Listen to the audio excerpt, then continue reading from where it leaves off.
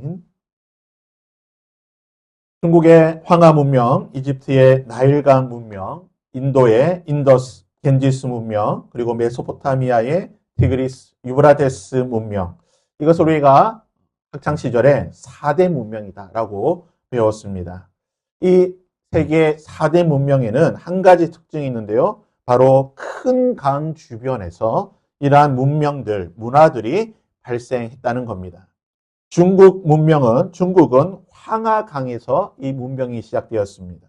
이집트는 나일강에서 시작이 되었고요. 인도는 인더스, 겐지스강에서 시작이 되었습니다. 메소포타미아, 이것은 바로 티그리스, 유브라데스 강에서 이 문명이 시작이 되었다는 거죠. 강이라고 하는 것은 웅장한 생명력으로 문화를 일으키는 힘이 있습니다. 문명, 문화라고 하는 것 자체가 농사를 짓는다, 경작한다는 말에서 나왔듯이 이 문명이라고 하는 것, 문화가 생기기 위해서는 물이라고 하는 것, 강이라고 하는 것이 필수 요건인 것입니다. 그래서 강 주변에 사람과 동식물이 모이게 되고 공동체를 이루고 문화가 시작되는 것입니다. 성경은 인류의 시작이 강에서부터 시작되었다고 말하고 있습니다. 창세기 2장 몇 절의 구절을 보시게 되면요. 여호와 하나님이 동방의 에덴을 동산에 창설하시고 그 지으신 사람을 거기 두시니라. 강이 에덴에서 흘러나와 동산을 적시고 거기서부터 갈라져 네 근원이 되었으니 여호와 하나님이 그 사람을 이끌어 에덴 동산에 두어 그것을 경작하며 지키게 하셨다. 창세기 2장에서 말하는 것이 무엇입니까? 바로 인류의 시작이 강에서부터 시작이 되었다. 에덴 동산에서부터 강이 흘러나왔고 그곳에서부터 경작하며 문화가 시작되었다라고 말하고 있는 것입니다. 그래서 강이라고 하는 것은 인간에게서 가장 중요한 생존의 필수적인 조건이다라고 볼 수가 있는 것입니다. 오늘 읽었던 본문에 보면요. 하나의 강에 대해서 말하고 있습니다. 저는 이 강을 생수의 강이다, 생명의 강, 회복의 강, 성령의 강이라고 부르고 싶습니다. 이 강이 흘러갈 때에 어떠한 일이 있게 되는가? 이 강이 우리에게 임할 때에, 우리가 이 강 곁에 살게 될 때에, 이 강과 함께 살아갈 때에 우리의 삶이 어떠한 변화, 우리에게는 어떠한 문화가 일어나게 되는지를 오늘 본문의 말씀을 통해 잠시 살펴보도록 하겠습니다. 먼저 이 강, 생명의 강, 생수의 강, 성령의 강이 흘러갈 때에 이 강은 어떠한 특징이 있는가? 본문 3절과 4절과 5절에 보시면요. 이렇게 표현하고 있습니다. 그 사람이 손에 줄을 잡고 동쪽으로 나아가며 천척을 측량한 후에 내게 그 물을 건너게 하시니 물이 발목에 오르더니 다시 천척을 측량하고 내게 물을 건너게 하시니 물이 무릎에 오르고 다시 천척을 측량하고 내게 물을 건너게 하시니 물이 허리에 오르고 다시 천척을 측량하시니 물이 내게 건너지 못할 강이 된지라. 그 물이 가득하여 헤엄칠 만한 물이요 사람이 능히 건너지 못할 강이 되었다라고 말하고 있습니다. 이 생명의 강, 성령의 강은 점점 깊어지는 강이라고 말하고 있습니다. 이 강의 시작이 어디서부터 시작되냐? 성전 문지방에서부터 흘러나오는 물이 점점 흘러가면서 큰 강이 되었다고 말하는데요. 천사가 나와서 이 강을 측량하게 됩니다. 동쪽으로 가면서 이 물이 흘러가는 곳을 따라가면서 측량하게 되는데 처음 5천척, 그러니까 이 척이라고 하는 것이 우리말로는 척이라고 되어 있지만 히브리 성경에는 규빗입니다. 즉 손가락 끝에서부터 팔꿈치까지 대략 45cm에서 50cm 정도 되는데요. 그러니까 천척이라고 하는 것은 대략 한 500m 정도 되는 길이가 되겠죠. 500m를 가면서 깊이를 측정하게 됩니다. 처음 측량하였을 때는 문지방에서 그냥 흘러나오는 물이었지만 500m를 가서 측량해보니 발목에 물이 차고 있습니다. 다시 측량해보니 무릎에 허리 차고 있습니다. 또 500m를 가서 측량하니 허리에 물이 차게 되고요. 그 다음에 500m를 가서 측량해보니 더 이상 깊이를 잴 수 없는, 사람이 건널 수 없는 강이 되었고 능히 그 강에서, 그 물에서 헤엄을 칠 수 있는 거대한 강이 되었다고 말합니다. 성전 문지방에서부터 흘러나왔던 그 강이 500m, 500m, 500m 흘러가면 흘러갈수록 점점 깊은 강이 되고 넓은 강이 되어 사람이 건널 수 없는 큰 강이 되었다라고 성경은 말하고 있습니다. 그렇다면 에스겔이 보았던 이 환상, 이 강이 무슨 강인 것입니까? 바로 우리가 받는 은혜를 말하는 것입니다. 성령의 은혜라고 하는 것, 성령의 회복시켜 주시는 은혜라고 하는 것, 성령이 살려주시는 생명을 주시는 그 은혜라고 하는 것은 점점 그 깊이가 깊어지는 은혜인 것입니다. 우리가 예수를 믿고 성령을 체험하고 은혜를 경험하면 그때 잠시 반짝 기쁘고 즐겁고 좋은 것이 아니라는 것입니다. 1년이 지나고 5년이 지나고 10년이 지날수록 그 은혜가 더 깊어지고 그 은혜의 강물이 더 넓어진다는 것입니다. 하나님의 은혜가 더 깊고 넓게 임하게 된다는 것입니다. 올해가 양자역학 100주년 되는 해인데요. 며칠 전에 노벨 물리학상 수상자가 발표가 되었습니다. 몇 년 전부터 이 노벨 물리학상에 이 양자역학을 연구하는 과학자들이 상을 받고 있는데요. 양자역학에서 가장 중요한 개념이 두 가지가 있는데 그 중에 한 가지가 이 파동이라고 하는 겁니다.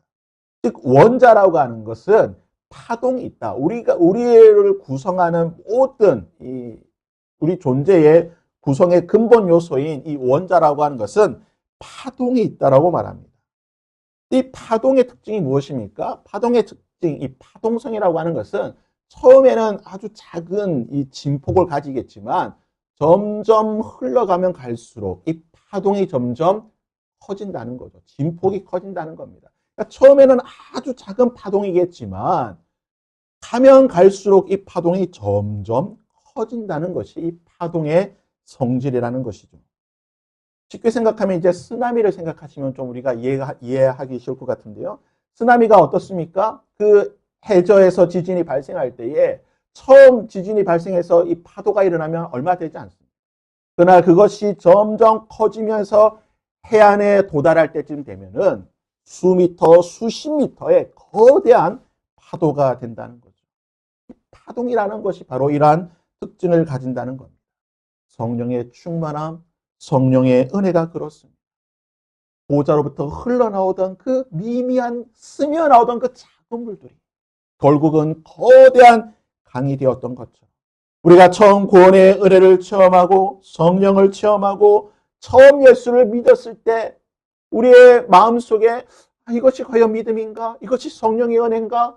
이것이 신앙생활인가 싶지만 시간이 가면 갈수록 그 은혜에 깊이 잠겨드는 것입니다.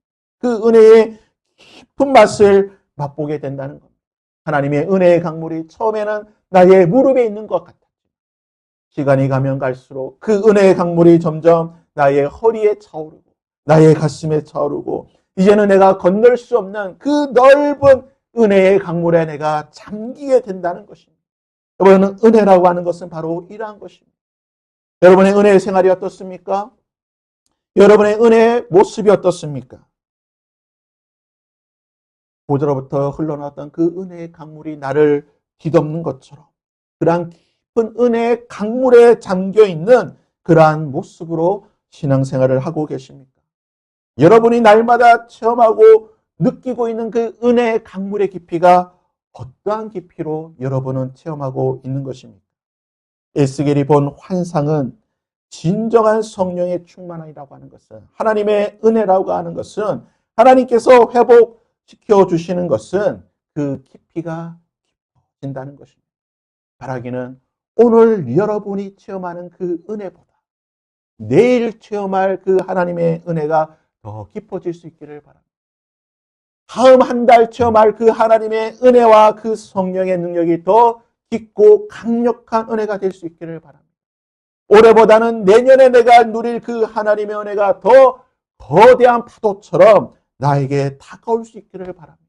그리하여 내가 능히 건너지 못한 그 은혜의 파도에 깊이 잠겨서 그 은혜의 파도에서 헤엄치며 하나님의 은혜 가운데 살 수 있는 그러한 신앙의 생활이 되어야 될 줄 믿습니다. 이 회복의 강이 흐를 때에 또한 어떠한 일이 일어나게 되는 것인가? 본문 8절과 9절과 10절에 보면요. 이러한 일들이 일어나게 된다고 기록하고 있는데요. 그가 내게 이르시되 이 물이 동쪽으로 향하여 흘러 아라바로 내려가서 바다에 이르니 이 흘러내리는 물로 그 바다의 물이 되살아나리라.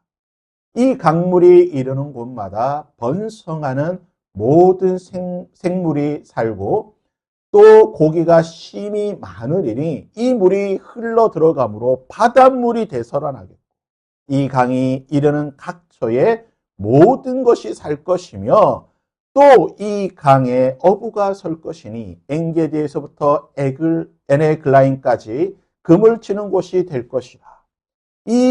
그 고기가 각기 종류를 따라 큰 바다의 고기같이 심히 많게 될 것이라고 말하고 있습니다. 하나님의 이 생명의 강, 은혜의 강, 보좌로부터 흘러나오는 이 성령의 강이 흘러가는 곳마다 이 강이 닿는 곳마다 되살아나는 은혜가 있다라는 것입니다. 회복해 되는 은혜가 있게 될 것이라고 말하고 있습니다. 아마존 강은요, 아까도 보았지만, 말씀드렸지만, 이 4대 문명이 발생한 그런 강은 아니지만 아주 남미 대륙에서 가장 큰 강입니다. 7,000km 정도 되는 강인데요. 이 아마존 강을 따라서 이 남미 대륙을 뒤감고 있는 이 아마존 강 주변에는 울창한 산림과 정글이 있습니다. 지구 과학을 연구한 학자들이 통계를 내보니까요. 이 아마존 강에서 나오는 산소가 전 지구의 20%를 차지하는. 그러니까 아마존 강에서 전 지구의 20%에 달하는 어마어마한 이 산소를 공급한다고 있습니다. 7,000km에 흐르는 이 강에 거대한 산림과 밀림이 우거지고 그 안에는 지금도 새로운 생명, 새로운 존재들이 발견이 되고 있습니다. 오늘 말씀에 나오는 이 생명의 강, 성령의 강은 영적인 아마존 강이라고 할 수가 있습니다. 아니, 아마존 강과는 비교할 수 없는 일들이 일어나고 있는 것이죠.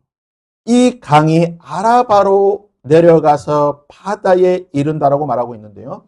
이 원어상의 이 아라바, 성경 말씀에 아라바라고 번역이 되어 있는 이 히브리 단어의 원어의 뜻은 사막, 광야라는 뜻을 가지고 있습니다. 또 이 바다라고 번역이 되었지만 정확한 히브리 원어로 보게 되면 소금 바다예요. 그러니까 사해, 우리가 알고 있는 사해, 여매를 뜻하는 것입니다. 그러면 사막과 소금 바다, 이 사해, 여매는 어떤 것입니까? 죽음의 상징인 것이죠. 어떤 생명도 살 수 없는 것입니다. 사막은 물이 없기 때문에 살 수 없고 이 사해는 소금이 너무 많기 때문에 생명이 살 수가 없습니다. 죽음을 상징하는 이 아라바로, 이 사막으로 바다, 이 사해로 생명의 강이 흘러가게 될 때에 그곳에 생명이 살아나게 될 것입니다. 회복하게 될 것인데 어떤 일이 있게 됩니까? 어부가 물고기를 잡을 만큼 엔게디와 에네글라임, 이 광야 같은 이곳에 이렇게 생각하시면 될 것 같아요. 산에 어부가 있다는 거예요. 산에 광부가 있는 것이 아니라 산림을 캐는 그러나 농사를 짓는 농부가 있는 것이 아니라 저 산 깊은 곳에 어부가 있게 될 것이고 그곳에서 물고기를 잡게 될 것입니다. 죽음을 상징하는 더 이상 생명이 살 수 없는 그곳에 이 보좌로부터 흘러나오는 강이 흘러가게 되면 생명이 살아나고 사람이 살게 되는 놀라운 역사가 일어나게 된다는 것입니다. 근데 재미있는 사실은요. 8절과 9절에 보면 계속해서 반복되는 단어가 바로 되살린다. 이 라파라고 하는 히브리어로 라파라고 하는 단어가 계속해서 반복이 되는데요. 이 라파라고 하는 단어가 무슨 뜻이냐? 되살린다는 거예요. 그러니까 사해의 그 소금물을 사람이 마실 수 있는 생명이 살 수 있는 그 물로 변화시킨다는 뜻입니다. 생명의 강이 흘러가게 되면 죽음의 강이 생명의 강으로 되살아난다는 거죠. 변화된다는 겁니다. 여기 근처에 가시면 만민중앙선결교회라는 이단이 있습니다. 이재록이라고 하는 그 사람이 세운 이단인데요. 몇 년 전에 이제 이재록 씨가 죽고 쌍둥이 딸이 거기에 이제 후계자로 지금 잘 있다고 하는데, 이 만민중앙교회 참 재밌는 교리가 있습니다. PD 수첩에도 나왔던 교리인데요. 무한단물이라고 하는 교리입니다. 전남 무안에 위치한 무안만민교회, 이제 뭐 지교회라고 할 수 있는 그 무안만민교회에 식수가 없어서, 참 그들의 말에 따르면 식수가 없어서 굉장히 오랜 시간 동안 고생을 했는데, 이재령 목사가 그곳에 와서 그곳에 있던 그 우물, 더 이상 사람이 먹을 수 없는 짠물이었던 그 우물에 지하수에 기도를 하니까 그것이 단물로 바뀌었다. 그래서 이 단물을 먹으면 무병장수한다. 심지어는 피부에 바르면 아토피가 남고, 눈에 바르면 쌍꺼풀이 생기고, 머리에 바르면 비듬이 없어지고, 대머리가 바르면 탈모가 고쳐지는, 심지어는 정말 이걸 믿는 것 자체가 정말 기적인데요. 고장난 세탁기에 이 무한단물을 넣고 세탁을 하게 되면 세탁기가 고쳐진다는 거. 말도 안 되는 이 교리가 있다는 겁니다. 이 무한단물 정말 사기죠. 가짜입니다. 있을 수 없는 일이죠. 하지만 성전에서 흘러나오는 이 생명의 강, 성령의 강은 우리를 되살리는, 우리를 새롭게 하는 생명의 강이 된다는 겁니다. 8절과 9절에 계속해서 말하는 것이 그 소금물을 깨끗한 물로, 마실 수 있는 물로 바꾸어 준다는 겁니다. 여러분 무엇이 생각나십니까? 출애굽기 15장에 보면요, 이스라엘 백성들이 광야에 들어왔을 때 그들이 마라에 도착해서 먹을 물이 없습니다. 마라라는 곳에 물이 하나 있었는데 쓴물이에요. 어떤 이유인지 알 수 없지만 먹을 수 없는, 아마 어떤 무슨 다른 물질들이 섞여 있었겠죠. 먹을 수 없는 그런 쓴물이었던 이 마라의 쓴물을 하나님께서 변화시켜 주십니다. 무슨 물로 바꿔 주십니까? 마실 수 있는 단물로 바꿔 주셨다는 거죠. 마치 성령의 역사가 이와 같다는 겁니다. 이 환상이 뜻하는 것이 무엇입니까? 하나님의 은혜의 강물이 우리에게 임하게 됩니다. 우리가 그 하나님의 성령의 강에 잠기게 되면 우리의 영혼이 되살아난다는 거예요. 우리의 그 사회와도 같이, 소금물과도 같이 죽어있던, 또는 사막과도 같이 메말라 있던 우리 심령 가운데에 하나님의 성령의 강물이 임하게 됩니다. 하나님의 은혜의 강물이 임하게 되면 변화가 일어난다는 겁니다. 회복된다는 겁니다. 죽었던 우리의 마음이 살아나고 회복되는 이 놀라운 역사가 일어나게 된다는 것입니다. 우리에게 이러한 변화가 있어야 될 줄 믿습니다. 우리가 예수 그리스도를 믿는다고 합니다. 우리가 하나님의 은혜를 받았다고 한다면, 우리가 성령을 체험했다고 한다면 우리의 마음의 변화가 있어야 되는 거예요. 우리의 삶의 변화가 있어야 된다는 거예요. 우리의 죽어있던 심령이 살아나고 회복되는 변화가 있어야 된다는 것입니다. 마지막 이 생명의 강이 흘러갈 때 일어나는 일을 12절은 이렇게 기록하고 있습니다. 강 좌우가에는 각종 먹을 과실나무가 자라서 그 잎이 시들지 아니하며 열매가 끊이지 아니하고 달마다 새 열매를 맺으리니 그 물이 성소를 통하여 나옴이라. 그 열매는 먹을 만하고 그 잎사귀는 약재료가 되리라. 하나님의 은혜의 강물이 흘러가게 되면 열매를 맺는다는 거죠. 성령의 강물이 흘러가게 되면 열매를 맺게 된다라고 기록하고 있는 것입니다. 벌써부터 길거리에 보니까 노란 열매가 떨어져 있습니다. 은행 열매죠. 밟으면 아주 냄새가 진동합니다. 그래서 저도 이제 교회 올 때 가급적이면 이게 안 밟으려고, 이게 냄새가 너무 많이 나니까요. 이런 가요 가사가 있습니다. 종로에는 사과나무를 심어보자. 실제로 이 충북 영동에 가시면 감나무를 가로수로 심어놨습니다. 가로수가 감나무예요. 가을이 되면 가로수에 감이 이렇게 주렁주렁 매달립니다. 충주에 가게 되면, 충주 중원로에 가게 되면 그 길거리의 가로수가 사과나무라고 합니다. 아마 지금쯤 이제 사과나무가 주렁주렁 맺히겠죠. 이 본문의 말씀과 아주 유사한 성경의 말씀이 요한계시록 22장 1절과 2절에 기록이 되어 있는데요. 같은 이 묵시, 환상을 보고 기록한 것입니다. 또 그가 수정같이 맑은 생명수의 강을 내게 보이니 하나님과 및 어린 양의 보호자로부터 나와서 똑같죠? 길 가운데로 흐르더라. 강 좌우에 생명나무가 있어 12가지 열매를 맺되 달마다 그 열매를 맺고 그 나무 잎사귀들은 만국을 치료하기 위하여 있더라. 에스겔이 보았던 환상과 너무나 똑같은 환상을 누가 보았습니까? 요한이 보았던 것입니다. 사도 바울은 우리에게 이렇게 말하고 있습니다. 하나님의 성령을 받은 자들, 하나님의 성령이 임한 자들은 성령의 열매를 맺어야 한다라고 갈라디아서 5장 22절과 23절에 이렇게 말하고 있습니다. 오직 성령의 열매, 성령이 그 심령 가운데 있는 자들은 사랑과 희락과 화평과 오래 참음과 자비와 양성과 충성과 온유와 절제 같은 이러한 성령의 열매가 맺힌 자라고 말하고 있는 것입니다. 성령의 열매가 맺혀야 된다. 하나님의 성령이 임한 자들은, 하나님의 은혜가 임하는 자들은 뭐라고 말하고 있습니까? 그 열매가 끊어지지 아니하고 달마다 새 열매를 맺게 된다라고 말하고 있습니다.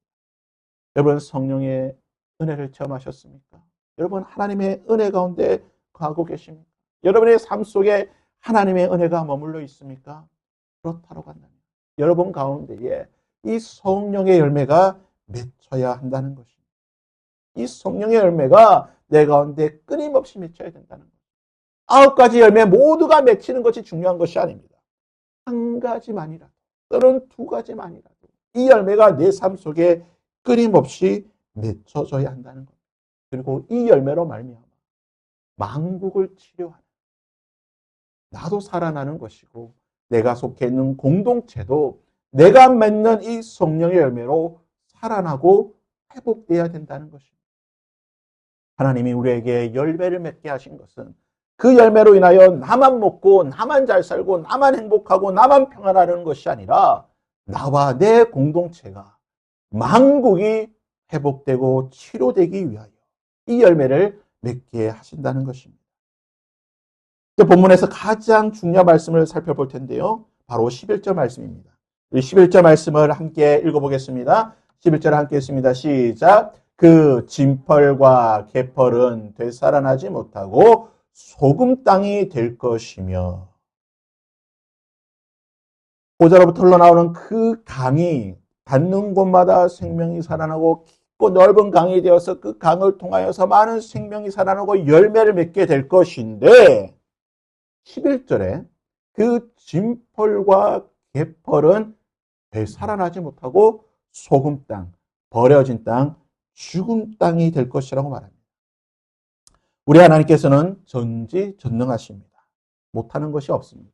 모든 것을 할 수 있고 모든 것을 하고 계시는 분이십니다. 그럼에도 불구하고 역설적이게도 하나님께서 하실 수 없는 일이 몇 가지 있다고 성경은 말합니다. 하나님은 이 땅의 모든 것을 보실 수 있는 분이십니다. 하지만 하나님은 죄악은 보지 못한다라고 하바국 선지자는 말하고 있습니다. 하바국 1장 13절에 주께서는 우리 정결하심으로 악을 참아 보지 못하시며 패역을 참아 보지 못하시고, 하나님은 죄악과 패역을 참아 보지 못하는 분이라고 말하고 있습니다. 하나님은 모든 죄를 용서하는 분이십니다. 하지만 성령을 회방하는 죄는 용서할 수 없다라고 마태복음 12장 이렇게 기록하고 있습니다.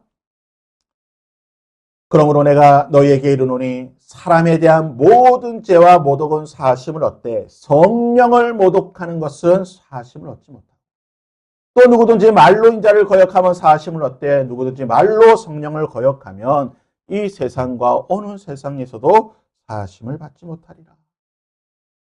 하나님께서는 모든 타락한 자를 용서하시고 새롭게 하시고 회개케 하는 은혜를 주십니다.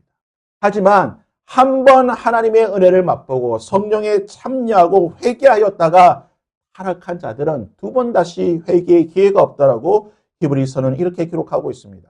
한번 빛을 받고 하늘의 은사를 맛보고 성령에 참여한 바 되고 하나님의 선한 말씀과 내세의 능력을 맛보고도 타락한 자들은 다시 새롭게 하여 회개할 수 없나니. 에스겔 선지자가 말하고 있는 11절에서 말하고 있는 이 진펄과 개펄이 무엇입니까? 히브리어 원문을 보게 되시면요. 이 진펄은 빗자라고 하는 단어인데요. 이것은 이제 늪지대를 말합니다. 수렁, 늪 이런 것을 말하는 것이고요. 개펄이라고 하는 것은 히브리어로 이제 게베라고 하는 단어를 쓰게 되는데 이게 이제 물 웅덩이를 말하는데 물이 많은 웅덩이가 아니라 물이 메말라 거의 메말라 버린 바짝 메말라 버린 그런 웅덩이를 이 게베라고 단어를 쓰게 됩니다. 즉 그러니까 이 진펄과 개펄이라고 하는 것은 물이 있었습니다. 또 지금 또 물이 조금은 있습니다. 그런데 그 물은 늪입니다. 사람이 살 수 없는 물이에요. 생명이 살 수 없는 물입니다. 한때 물이 있었으나 이제는 바짝 말라버렸습니다. 어떤 생명도 살 수 없는 그러한 저수지 같은 곳입니다. 결국은 소금 땅이 될 것이라고 말합니다. 소금이 되어 어떤 생명도 살 수 없는 곳이 될 것이라고 말하고 있습니다. 진펄과 개펄이 상징하는 이 환상이 말하고 있는 것이 무엇입니까?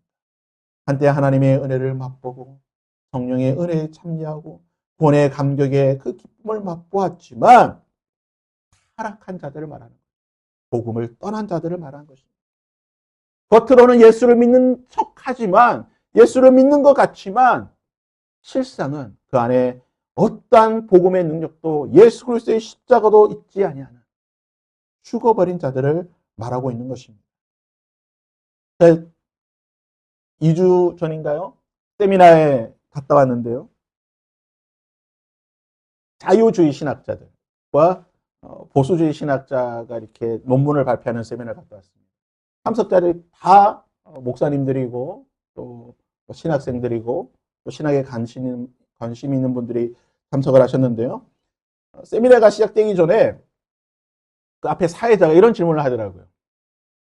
여기서 성경을 신화가 더 많다. 그러니까 성경의 팩트, 진실보다는 팩트보다는 사실보다는 신화가 더 많다. 그러니까 성경의 구약의 대부분의 내용은 뭐 좀 신화적인 내용이다. 전설이다라고 생각하시는 분 한번 손 들어보라고 하니까요. 그 앉은 자리에서 몇몇 분들이 손을 드시더라고요. 그 중에 한 분이 아주 유명한 분이 오셨어요.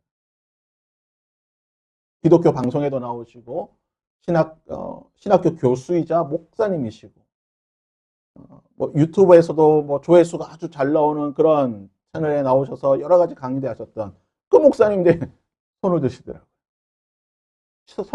나는 성경의 내용이 진실이다, 진리다, 팩트다라기보다는 신하다. 구약은 뭐 신약은 뭐 조금 뭐 그렇겠지만 구약의 내용들은 뭐 천지 창조라든지 모세 여러 가지 이야기들은 뭐 나 믿을 수 없다. 당당하게 손을 드시더라고요. 제 옆에 앉았던 어떤 여성분도 손을 드신 걸 봤는데 무엇을 말하는 것입니까? 목사라고 하는 타이틀을 가졌죠. 신학교 교수라고 하는 타이틀을 가졌지만 성경의 내용을 믿지 못하는 거예요. 믿지 않는 거예요. 그러니까 처음부터 그랬을까요? 그러니까 신학교 갔을 때는 아마 뜨거운 열정으로 구령에 대한 열정으로 내가 정말 하나님의 복음에 사로잡힌 그러한 심령으로 신학교에 갔죠. 그가 신학을 공부하며 그러니까 여러 학문을 접하면서 그의 마음을 버린 거죠. 늪이 되어버린 겁니다. 더 이상 생명에 살 수 없는 늪이 되어버린 겁니다. 겉으로 보기에는 유명한 신학자이고 유명한 목회자이고 수많은 팔로워를 거니던 인플루언스 목사가 되었지만 성경의 내용을 믿지 못하는 그러한 사람이 되었다는 겁니다. 430년간 종살이했던 이스라엘 백성들, 하나님은 그들에게 10가지 기적을 보여주셨습니다.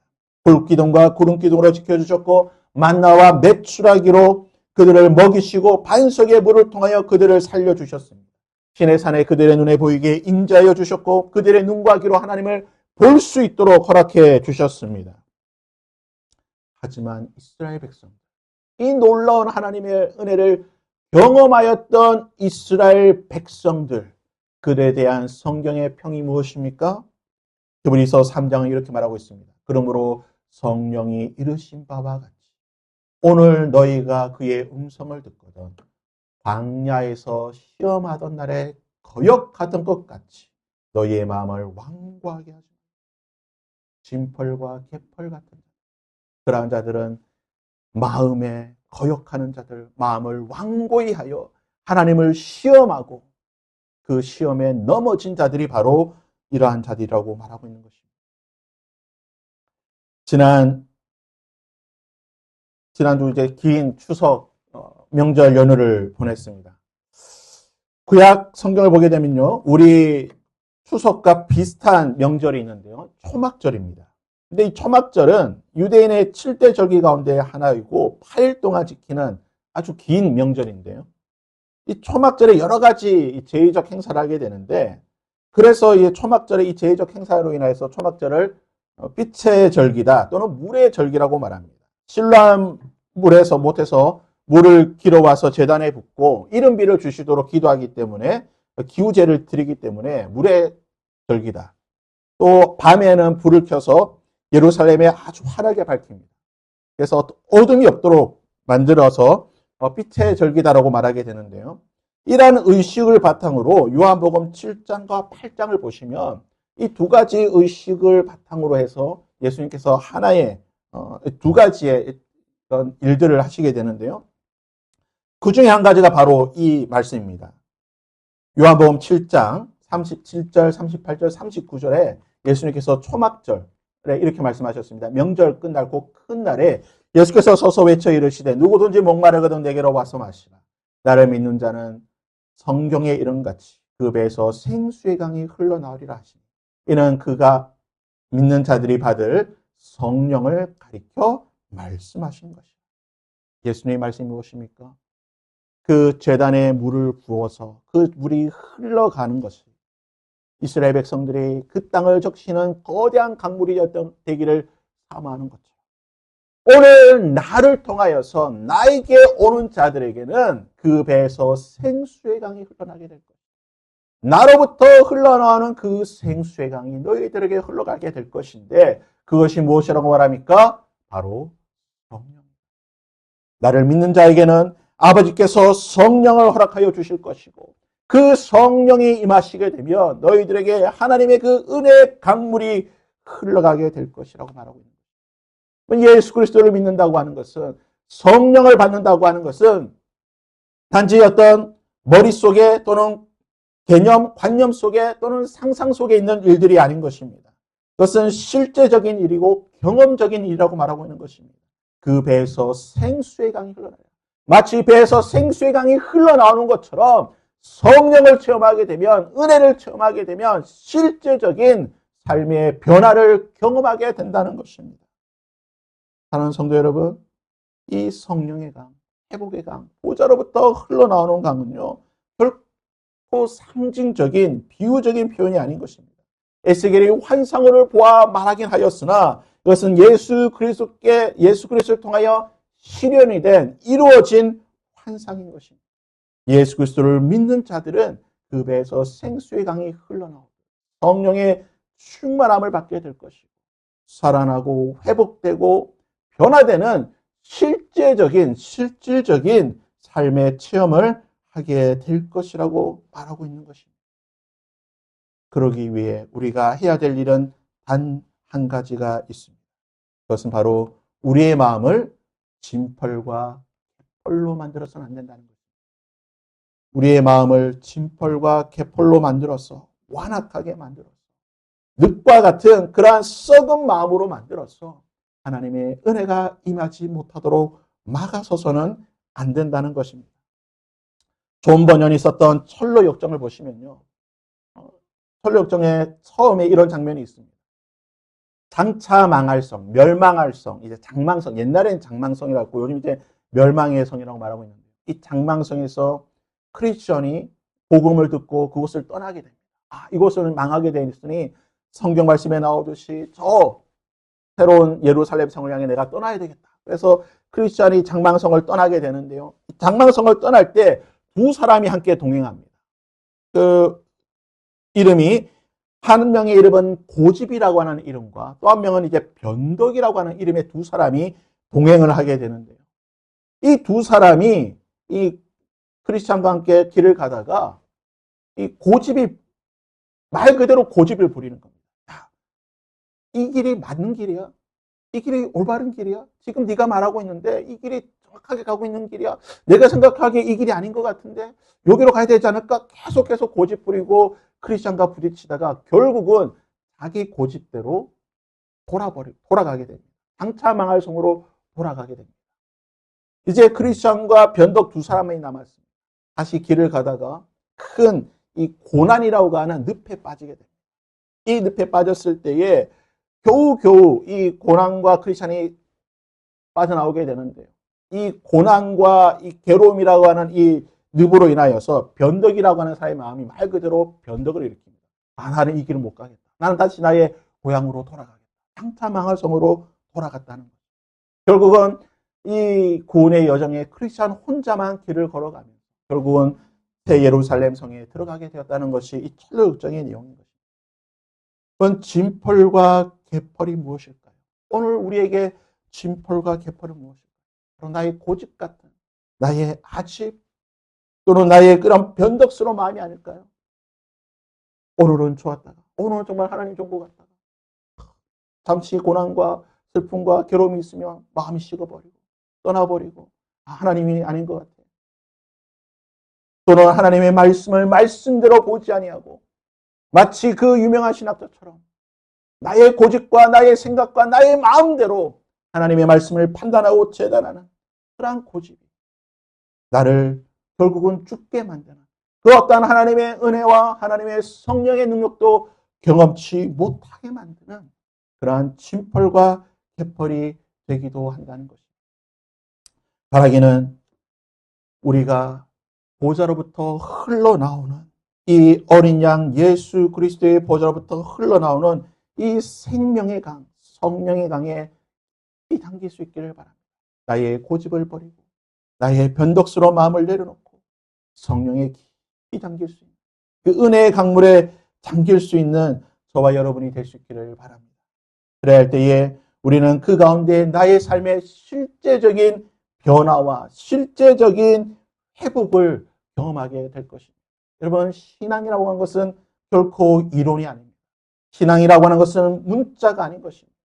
비록 우리가 글 속에 갇혀있는 성경의 말씀을 읽으나 그 말씀이 살아 움직이는 능력이 되는 것이 바로 우리의 믿음인 줄 믿습니다.